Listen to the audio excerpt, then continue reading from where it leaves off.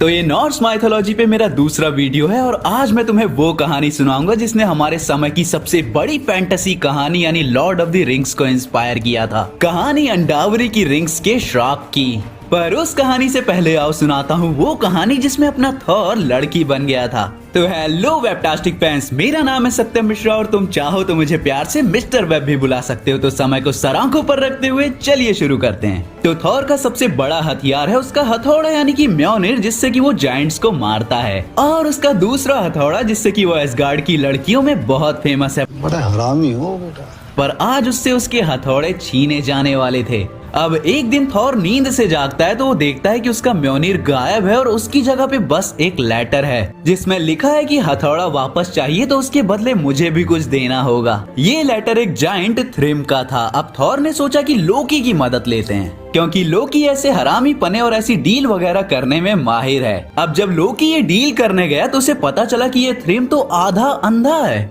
इसे मैं थॉर दिख रहा हूँ। तो वो खुद को थॉर बोल के डील करके वापस एसगार्ड आ जाता है जहाँ उसने बाकी देवताओं को थ्रिम की इच्छा बताई। वो जायंट हथौड़ा वापस दे देगा अगर फ्रेया, जिस देवी के पीछे सब लट्टू थे, उसे वो अपनी बीवी बना पाया तो। अब ये डील कोई मान ही नहीं सकता था, लेकिन हथौड़ा भी जरूरी था। तब लोकी के दिमाग में एक घंटी बजती है और उसने थॉर को दुल्हन के कपड़े पहना दिए और थॉर अपना नाराज होने के अलावा कुछ नहीं कर पाया। लोकी को पता था कि जायंट को ज्यादा दिखता नहीं तो वो थॉर को भी लड़की के कपड़ों में नहीं पहचान पाएगा, और लोकी खुद भी सेप शिफ्ट करके फ्रेया की नौकरानी बन गया। और उस लल्लू जायंट को हॉट फ्रेया और हल्क जैसे थॉर के बीच कोई फर्क नहीं दिखा, और लोकी बस जायंट से बोल रहा था कि जल्दी से शादी कर लो, अच्छी चीज में देर नहीं करनी चाहिए। बेचारा थॉर बस मुंह फुला सकता था। पर जैसे ही थॉर के हाथ उसका हथौड़ा लगा, उसने गुस्से में टाइम नहीं लगाया वहाँ सारे जायंट्स को मारने में।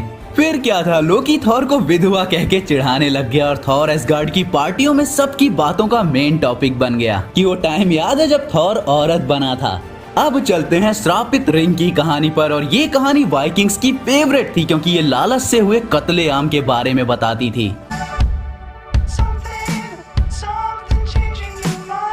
तो एक समय की बात है, लोकी और ओडिन यात्रा पर थे जब उन्हें रास्ते में एक ऑटर दिखा। उन देवताओं को उस जानवर का फूर इतना पसंद आया कि लोकी ने एक ही पत्थर में उसको मार डाला। पर असल में वो जानवर ड्वार्फ किंग का बेटा था जिसने अपना रूप बदल रखा था। अब अगर तुमने इन्फिनिटी वॉर देखी है तो तुम जानते ही होगे कि ड्वार्फ्स नॉर्स माइथोलॉजी में कितने इम्पोर्टेंट कैरेक्टर्स हैं। उन्होंने ही इन गॉड्स के सारे हथियार बनाए थे। अब बाद में वो देवता ड्वार्फ किंग के पास पहुँचे और उससे उस जानवर की चमड़ी भेंट में देने की सोची, पर राजा को पता चल गया कि ये चमड़ी तो उसके बेटे की है। तो उसने अपने दूसरे दोनों बेटे फाफनीर और रेगन को बुलाया। उन्होंने ओडिन को पकड़ लिया और लोकी को भेजा कि या तो इतना सोना लेके वापस आ कि मेरे बेटे की चमड़ी पूरी ढक जाए या कभी वापस मत आना।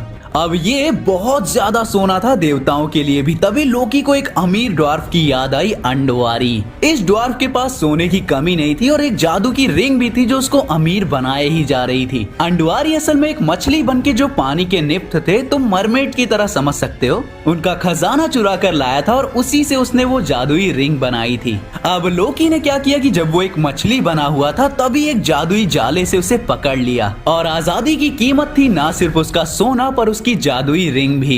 अंडवारी मना तो नहीं कर सकता था, पर उसने चुपके से उस अंगूठी में एक श्राप डाल दिया कि ये जिसके भी पास होगी वो उसे बर्बाद कर देगी। अब इससे लोकी को कोई नुकसान नहीं हुआ क्योंकि उसने वो खजाना और अंगूठी दोनों ओडिन को छुड़ाने के लिए ड्वार्फ किंग को दे दी। फिर असली अंधेरा तो यहाँ से शुरू हुआ जब फाफनीर ने उस खजाने और अंगूठी के लिए अपने ही पिता को मार डाला। उस श्राप का असर चालू हो गया था, जैसा कि हॉबिट मूवी में देखा ही होगा तुमने। फाफनीर फिर एक गुफा में चला गया उस खजाने को लेकर, पर वो श्राप उसे अंदर से खाए जा रहा था और धीरे धीरे उसकी बॉडी ही पूरी एक ड्रैगन में बदल गई और वो खजाने के साथ वहीं रहने लग गया। फाफनीर का भाई रेगन सिगर्ड से मदद मांगता है कि उसके बाप के हत्यारे को मार दिया जाए। सिगर्ड ने ऐसा ही किया, उसने उस ड्रैगन को मार के उस खजाने को वापस लौटा दिया। पर जब उसने ड्रैगन का खून पिया तो उसे पक्षियों की भाषा समझ में आने लग गई। वो उसे बता रहे थे कि रेगन उसे मार देगा। तो सिगर्ड ने रेगन को मार के रिंग और खजाना अपने लिए हथिया लिया, और इसके बाद सिगर्ड, एक वलायरी और भी बहुत सारे लोग मारे जाते हैं इस लालच के श्राप की वजह से।